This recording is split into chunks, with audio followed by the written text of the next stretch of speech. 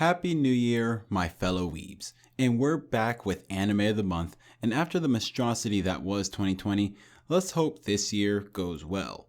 That being said, I decided to revive this series because I honestly missed it.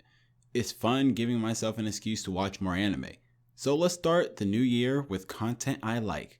Welcome to 3 Reasons to Watch My Teen Romantic Comedy SNAFU. Intro, activate.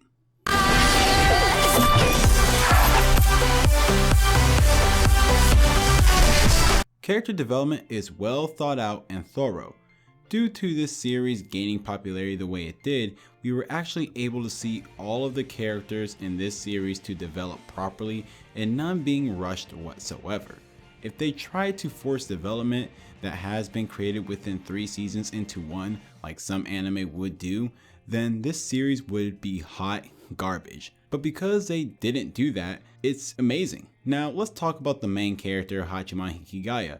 His personality is unlikable from anyone who makes contact with him, which is probably why we all like him. But his character starts out as a young man who has accepted that he will always be a loner. He's very aware of what everyone thinks of him, but he has pushed himself away to not care about them. But the more he spends time with Yukino Yukinoshita and Yui Yuigahama, the more he is afraid to lose those bonds, which is a perfect segue into the next reason.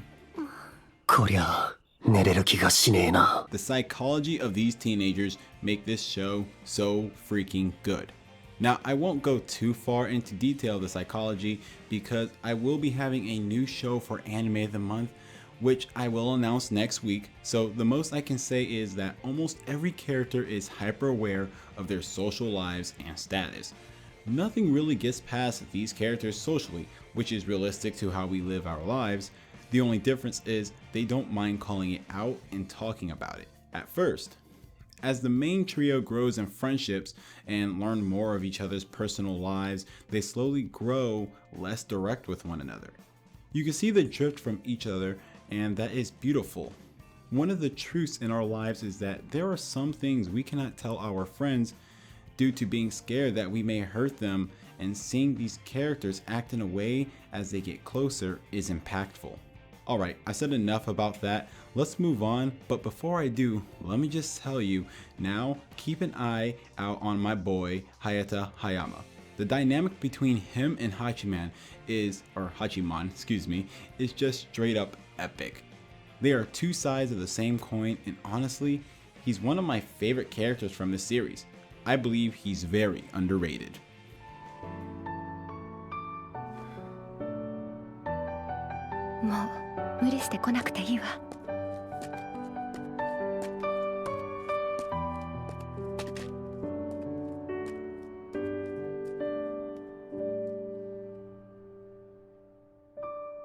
Now for reason 3, I wanted to say Tosca, but my contract forbids me from doing that, so instead I'll give a shout out to the clear animation and art style improvement that you're able to see from each season.